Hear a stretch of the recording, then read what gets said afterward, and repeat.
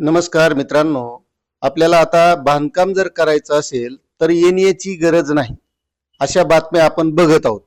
मग आता एनएची गरज नाही, मग आता नेमकं करायचंय काय? पुन्हा बऱ्याच जणांना प्रश्न पडलेला आहे, स्थानिक प्राधिकरण म्हणजे काय? तर हे सगळं आपल्याला या व्हिडिओच्या माध्यमातून समजून घ्यायचंय आणि अगदी सोप्या भाषेत सगळ्याला समजन असं. त्यामुळे व्हिडिओ शेवटपर्यंत बघा, कारण सर्व माहिती बघितल्याशिवाय तुमच्या हे लक्षात येणार नाही.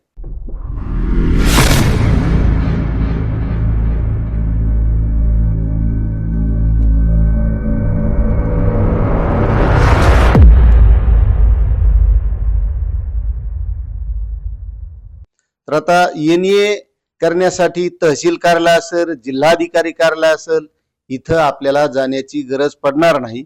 महाराष्ट्र सरकारनं असा एक चांगला मोठा निर्णय घेतलेला आहे. जो काही स्वतंत्र आकर्षक एनए परवाना होता तो आता बंद करण्यात आलेला आहे. त्यानंतर दरवर्षी एनए करण्याची जी गरज पडत होती ती सुद्धा रद्द करण्यात आली आहे. दुहेरी परवानग्या काढाव्या लागायच्या, म्हणजे स्थानिक प्राधिकरण, त्यानंतर तहसील कार्यालय असेल किंवा जिल्हाधिकारी कार्यालय असेल म्हणजे महसूल विभाग. तर आता या डबल परवानग्या काढायची गरज पडणार नाही.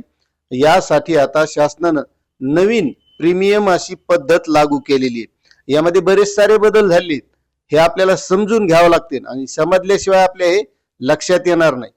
तर 31 डिसेंबर 2025 पासून लागू झालेल्या नवीन कायद्यानुसार जमीन वापराचे नियम हे पूर्णपणे बदललेले आहेत.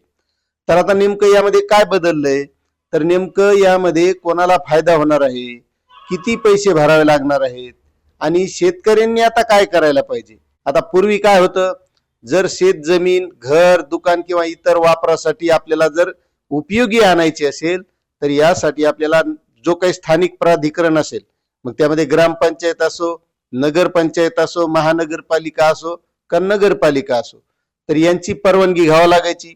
ही परवानगी घेतल्याच्या नंतर पुन्हा आपल्याला महसूल विभागाची म्हणजे तहसील कार्यालय असेल किंवा जिल्हाधिकारी कार्यालय असेल यांच्याकडून सुद्धा एनएची परवानगी घ्यावी लागायची. आणि ही परवानगी घ्यायची म्हणल्यावर काय होतं, आपल्याला तर स्थानिक प्राधिकरण जे त्याचा एक कर वेगळा राहायचा, त्यानंतर जिल्हाधिकारी कार्यालय त्याचा एक वेगळा कर राहायचा, म्हणजे रूपांतरण कर वेगळा, दरवर्षी एनए कर वेगळा आणि प्रॉपर्टी टॅक्स वेगळा, आणि असा दुहेरी तिहेरी भार हा नागरिकांवर पडत होता. त्यामुळे आता नवीन कायद्यामध्ये काय बदल केले हे सुद्धा समजून घेणं गरजेचं आहे. तर आता महाराष्ट्र जमीन महसूल संहिता सुधारणा 2025 नुसार काय बदल झालेत बघा. जुनी क्लिष्ट कलमे होती वेगवेगळ्या प्रकारची, त्यामध्ये 42, 42A, 42B, त्यानंतर 42C, 42D हे सगळे काढून टाकलेले आणि नवीन सोपं एकच कलम लागू केले, फक्त 42.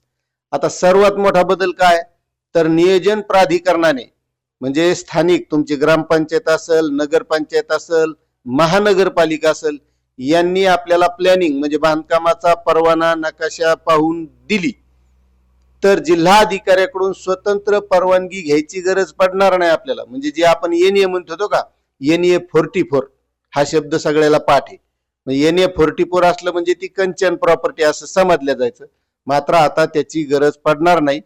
बिल्डिंग परमिशन भेटली म्हणजे एनए त्याला समजलं जाणार आहे आता. म्हणजे स्थानिक प्राधिकरणाकडून आपल्याला बांधकाम परवाना मिळाला म्हणजे तोच एनए समजायचा.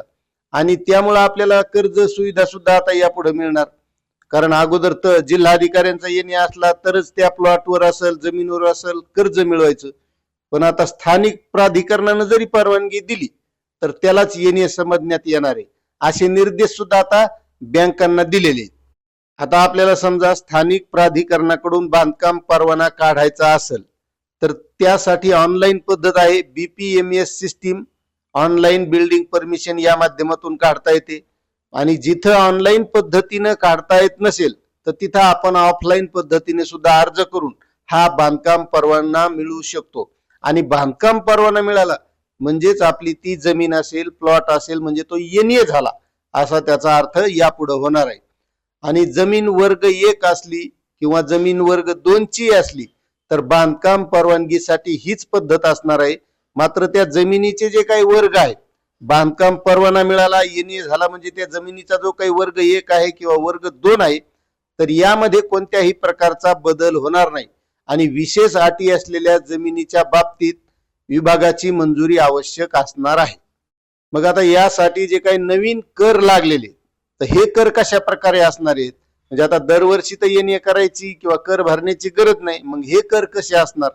तर आता दर तसे आपण या अगोदर एक व्हिडिओ केला होता, त्यामध्ये सुद्धा सांगितले होते, पण एक थोडक्यात सांगतो. समजा 1000 चौरस मीटर पर्यंतची जागा असेल तर बाजार मूल्याच्या 0.10% कर भरावा लागणार आहे.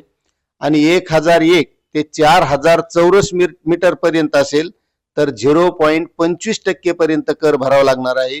आणि 4000 चौरस मीटर पेक्षा जास्त असेल तर 0.50% एवढा आपल्याला हा कर भरावा लागणार आहे. म्हणजे पूर्वीपेक्षा खूप कमी आणि एकदाच रक्कम ही भरावी लागणार आहे. आता ही मोठी दिलासादायक बातमी आहे की जे वार्षिक एनए कर होते ते पूर्णपणे रद्द झालेले आहेत. यापुढे आपल्याला दरवर्षी आकारला जाणारा एनए कर सुद्धा भरावा लागणार नाही. जुनी थकीत एनए कर वसुलीत सूट मिळणार आहे.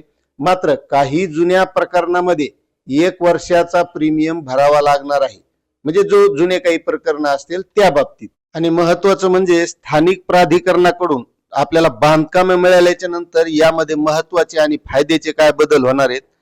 तर डिजिटल 7/12 मध्ये याची आपोआप आपली नोंद होणार आहे, कारण सगळी ऑनलाईन पद्धत झाली आहे, ऑनलाईन सिस्टीम झाली आहे. 7/12 वर नोंद सुद्धा ऑनलाईन पद्धतीने घेतल्या जाणार. जे काही महसूल विभागाचे अभिलेख आहेत, जे काही कागदपत्र असतील त्यावर ही नोंद ऑनलाईन पद्धतीने होणार आहे. म्हणजे आपल्याला बांधकाम परवाना मिळाल्याच्या नंतर पुन्हा 7/12 वर नोंद करायला कोणत्या कार्यालयात किंवा इकडे तिकडे चक्रा मारण्याची सुद्धा गरज पडणार नाही. आता थोडक्यात बदल काय झाले, एनए परवानगीची गरज संपली, त्यानंतर वार्षिक एनए कर बंद झाला, त्यानंतर एकदाच प्रीमियम प्रणाली झालेली आहे आणि आज सगळी ऑनलाईन प्रक्रिया झाली आहे. आणि आपल्याला बँकेकडून कर्ज घेणं हे सुद्धा सगळ्यात अशी सोपं झालेलं आहे. आता हा निर्णय सामान्य नागरिक असतील, शेतकरी असतील, प्लॉट धारक असतील किंवा ज्यांना बांधकाम करायचं आहे त्यांच्यासाठी महत्वाचा दिलासा देणारा असा शासनानं निर्णय घेतलेला आहे. आणि या बाबतीत जो काही शासनानं शासन निर्णय सुद्धा काढलेला आहे, तुम्हाला जर तो सविस्तर वाचायचा असेल तर त्याची लिंक सुद्धा आपल्या डिस्क्रिप्शन मध्ये दिलेली आहे, त्यावर जाऊन आपण सविस्तरपणे वाचू शकता. आता तुम्हाला हा निर्णय कसा वाटला आणि यामध्ये काही गोष्टी जर समजल्या नसतील तर तुम्ही पुन्हा एकदा कमेंट करून विचारू शकता. पुन्हा आपण सविस्तरपणे सोप्या भाषेमध्ये पुन्हा सांगण्याचा प्रयत्न नक्कीच करू. मात्र ही माहिती तुम्हाला कशी वाटली नक्कीच कमेंट करा. चॅनलवर नवीन असाल तर सबस्क्राईब करा, व्हिडिओला लाईक करा आणि इतरही बांधवांना शेअर करा. धन्यवाद.